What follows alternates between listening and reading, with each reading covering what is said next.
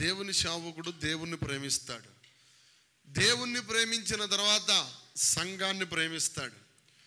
దేవుణ్ణి ప్రేమించిన తర్వాత సంఘాన్ని ప్రేమిస్తాడు. సంఘాన్ని ఎందుకు ప్రేమిస్తాడు అంటే ఆ బిడ్డల కోసం నిరంతరం ప్రార్థన చేసేవారు సేవకులు. ఒక రోజు కాదు, 2 రోజులు కాదు, 3 రోజులు కాదు. సేవకుడు బ్రతికున్నంత కాలం తను గడిపేది దేవుడితో, సంఘముతో. చెప్పండి, దేంతో? మొదటగా దేవునితో గడుపుతాడు. రెండవది సంఘం కోసం ప్రార్థనలో గడుపుతాడు. సంఘ బిడ్డల కోసం దేవుణ్ణి అడుగుతాడు. సంఘం కోసం దేవుని కొరకు మనవి చేస్తాడు.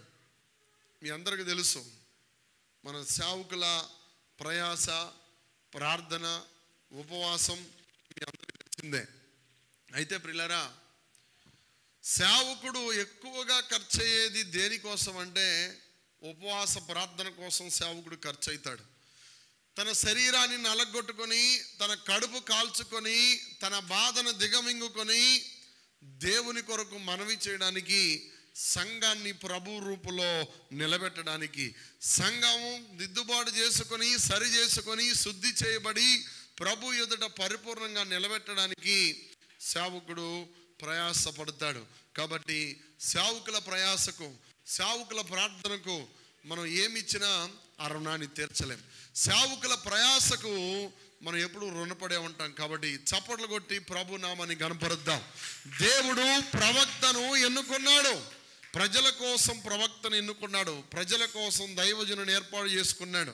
దేవుడు చెప్పింది ప్రజలకు చెప్పాలి. దేవుడు చెప్పింది దైవజనుడు ప్రజలకు అక్షరం తప్పుపోకుండా దైవజనుడు చూపించాలి. కాబట్టి అది చాలా విలువైంది. ఆ బాధ్యత అనేది ఎవరో ఇస్తే వచ్చేది కాదు. దైవజనుడు అనే బాధ్యత ఎవరో తీసుకొచ్చి కూర్చోబెట్టి మైకిచ్చి వాక్యం చెప్పమంటే చెప్పేది కాదు. దైవజనుడు బాధ్యత. దేవుడే ఎన్నుకొని, దేవుడే పిలుచుకొని ఇచ్చే బాధ్యత. నా ప్రియ దేవుని ప్రజలారా, దేవుడిచ్చే బాధ్యత ఇది. ఎవరున్నా లేకపోయినా, ఏమున్నా లేకున్నా,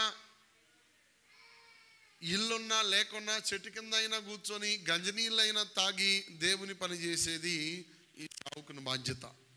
ఒకసారి దేవునికి స్తోత్రం చేద్దామా? కాబట్టి ఈ విషయాలు మీరు గుర్తుంచుకోవాలి. ఇంకా ప్రభు ఏమన్నారో తెలుసా?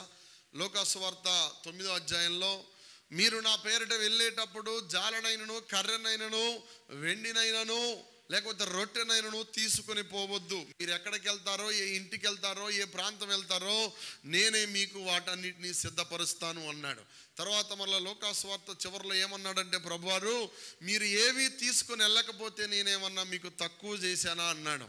తర్వాత ఏమన్నాడో తెలుసా? నేను మీకేమి తక్కువ చేశానా, ఏమన్నా తక్కువైందా మీకు అన్నాడు. అంటే దేవుడు ఆయన చూసుకుంటాడు. ఒకసారి చెప్పండి,